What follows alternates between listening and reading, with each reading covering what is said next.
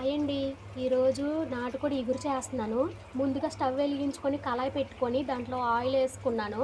తర్వాత ఉల్లిపాయ ముక్కలు, పచ్చిమిరపకాయ ముక్కలు నిలువుగా చీల్చుకున్నాను పచ్చిమిరపకాయలు. తర్వాత ఏమో కరివేపాకు వేసి బాగా వేగిన తర్వాత అందులోకి చికెన్ వేసుకున్నాను. వేసి బాగా కలిపి కాసేపు మూత పెట్టి మగ్గించుకున్నాను. తర్వాత అందులో ఉప్పు, పసుపు వేసి బాగా కలిపి మగ్గబెట్టుకున్నాను. ఉడుకుతుంది. ఇందులో వాటర్ ఉంది కదా, అదంతా ఇంకిపోయేంత వరకు ఉడికించుకుందాము మూత పెట్టుకొని.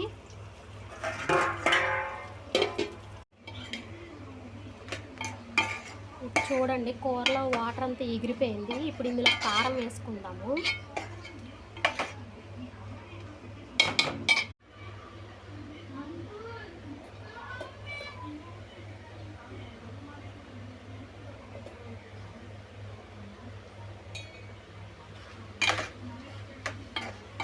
కారం వేసాను, మొత్తం కలిపేస్తున్నాను. కొంచెం మగ్గిన తర్వాత ఇందులోకి వాటర్ పోసుకుందాము.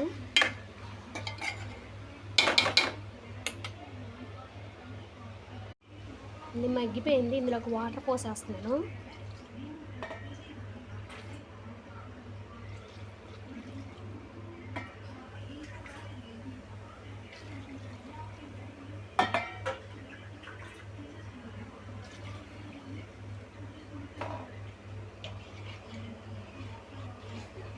వాటర్ పోసేసుకున్న తర్వాత మొత్తం మిక్స్ చేసేసుకొని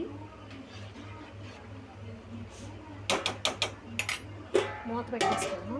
అలా సిమ్లో ఉడికించుకుందాం బాగా.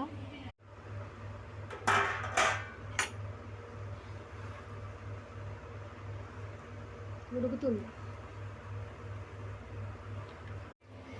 కూర అయిపోయి వచ్చింది. ఇప్పుడు ఇందులో కొత్తిమీర వేసుకుందాం. కొత్తిమీర వేసాను, కలిపేసుకున్నాం. కొంతసేపు ఉంచుకుందాం.